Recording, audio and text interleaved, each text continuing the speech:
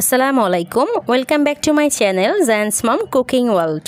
আজকে আমি আপনাদের সাথে শেয়ার করছি নতুন একটা রেসিপি, টুনা মাছের বিরিয়ানি। এই টুনা মাছ দিয়ে আমরা অনেকেই অনেকভাবে অনেক কিছু রান্না করে থাকি, কিন্তু আপনারা যদি এই টুনা মাছের বিরিয়ানি না খেয়ে থাকেন তাহলে একবার হলো আপনারা বাসায় ট্রাই করবেন। খেতে অনেক বেশি মজার এই টুনা মাছের বিরিয়ানিটা। আর কথা না বাড়িয়ে চলেন রান্নাটা শুরু করি। Let's go to my kitchen and cook.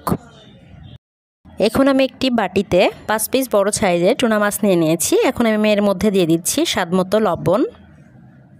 এরপর এখানে দিয়ে দিচ্ছি 1 চা চামচ মরিচের গুঁড়া। এরপর দিয়ে দিচ্ছি 1/2 চা চামচের একটু বেশি হলুদের গুঁড়া। এরপর দিয়ে দিচ্ছি কিছুটা পরিমাণ তেল। এখন আমি ভালোভাবে মাছগুলো মেখে নিব। আপনারা যদি আমার চ্যানেলে নতুন হয়ে থাকেন প্লিজ সাবস্ক্রাইব করবেন। মেখে নিয়েছি, এখন আমি রেস্টে রেখে দিচ্ছি কিছু সময়ের জন্য। এই পর্যায়ে চুলাতে একটি প্যান বসিয়ে এর মধ্যে দিয়ে দিচ্ছি কিছুটা পরিমাণ সরিষার তেল। আজকে আমি এই বিরিয়ানিটা রান্না করব সরিষার তেল দিয়ে। আমি মাছগুলো এখন তেলের মধ্যে ভেজে নিচ্ছি। সবগুলো মাছ দিয়ে দিয়েছি, একটা সাইড হয়ে গিয়েছে। এখন আমি উল্টে দিচ্ছি। এই সাইডটাতেও আমি 2-3 মিনিটের মতো সময় ভেজে নিব। ভাজা হয়ে গিয়েছে, এখন আমি উঠিয়ে নিচ্ছি। চুলায় একটি পাতিলে কিছুটা পরিমাণ পানি ফুটতে দিয়েছি। এখন আমি এর মধ্যে দিয়ে দিচ্ছি 1 টেবিল চামচ সয়াবিন তেল। দিয়ে দিচ্ছি স্বাদমতো লবণ। লবণের পরিমাণটা একটু বেশি রাখতে হবে। দিয়ে দিচ্ছি 2টা তেজপাতা। এরপর দিয়ে দিচ্ছি 4-5টার মতো সাদা এলাচ। দিয়ে দিচ্ছি একটা কালো এলাচ। কালো এলাচটা আমি মাঝখানটা একটু চিড়ে দিয়েছি। এরপর দিয়ে দিচ্ছি 4-5টার মতো লবঙ্গ। দিয়ে দিচ্ছি গোলমরিচ 7-8টার মতো। এখন আমি 30 মিনিট পানিতে ভিজিয়ে রেখে পানি ঝরিয়ে নিয়েছি। 10 মিনিট হলো। এখন আমি বাসমতি চালগুলো দিয়ে দিয়েছি।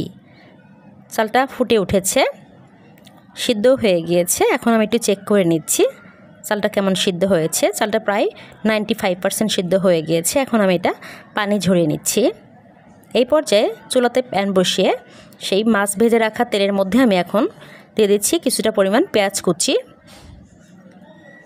এখন আমি নেড়ে চেড়ে একটু ভেজে নিচ্ছি। এখন দিয়ে দিচ্ছি 2টা দারুচিনি আর দিয়ে দিচ্ছি 3টা সাদা এলাচ। দিয়ে ভালোভাবে আমি পেঁয়াজটা ভুনে নিব। এখন আমি এর মধ্যে দিয়ে দিচ্ছি আদা রসুন বাটা। আমি 2.5 চা চামচ এখানে দিয়ে দিয়েছি। দিয়ে দিচ্ছি স্বাদমতো লবণ। দিয়ে দিচ্ছি 1 চা চামচ মরিচের গুঁড়া। দিয়ে দিচ্ছি 1 চা চামচ ধনিয়া গুঁড়া। দিয়ে দিচ্ছি জিরার গুঁড়া 1 চা চামচ। দিয়ে দিচ্ছি 1 চা চামচ গোলমরিচের গুঁড়া। এখন দিয়ে দিচ্ছি কয়েকটা কাঁচামরিচ মাঝখান থেকে চিড়ে দিয়েছি। আমি খুব ভালোভাবে মশলাগুলো একটু কষিয়ে নিব। এখন কিছুটা পরিমাণ পানি অ্যাড করে মশলাগুলো কষিয়ে নিব, তাহলে মশলাগুলো পড়ে যাবে না। এখন আমি দিয়ে দিচ্ছি কিছুটা পরিমাণ জয়ত্রী, হাত দিয়ে একটু গুঁড়ো করে দিয়েছি। এরপর দিয়ে দিচ্ছি জয়ফল। জয়ফলটা আমি একটু থেতলে দিয়েছি। এখন আমি এগুলো নেড়ে চেড়ে একটু কষিয়ে নিব। এই পর্যায়ে আমি কিছুটা পরিমাণ পানি অ্যাড করছি, একটু নেড়ে চেড়ে নিচ্ছি। বলক চলে এসেছে। এই পর্যায়ে আমি মাছগুলো দিয়ে দিচ্ছি।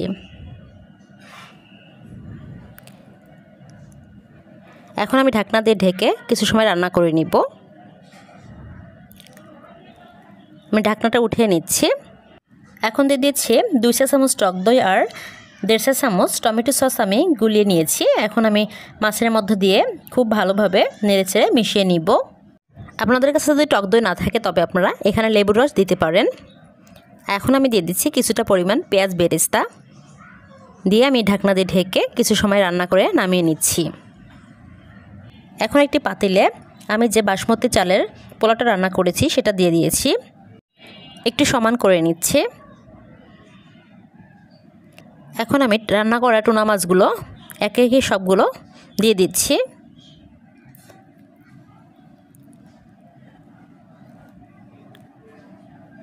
আমি সুরাগুলোটা ছড়িয়ে নিচ্ছি।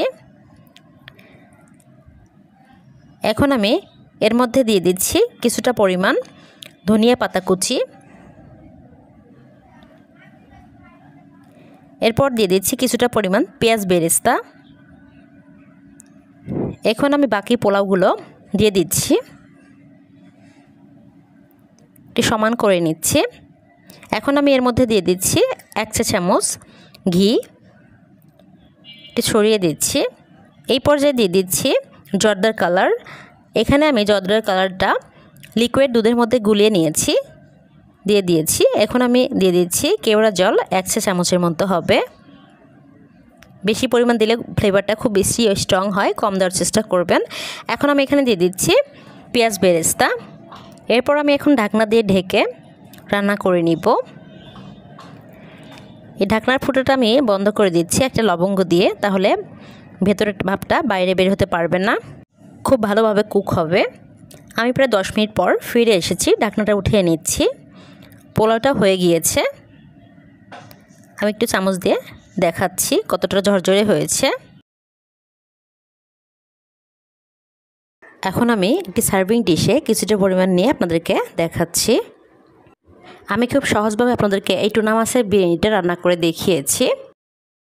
আপনারা একবার হলেও বাসায় ট্রাই করবেন, কতটা লোভনীয় হয়েছে দেখেই বুঝতে পারছেন। ভিডিওটি ভালো লাগে থাকলে প্লিজ লাইক, কমেন্ট, শেয়ার করবেন। যারা আমার ভিডিওটি নতুন দেখছেন প্লিজ সাবস্ক্রাইব করবেন, আর যারা অলরেডি সাবস্ক্রাইব করেছেন তাদেরকে অসংখ্য অসংখ্য ধন্যবাদ। সবাই খুব ভালো থাকবেন। আসসালামু আলাইকুম।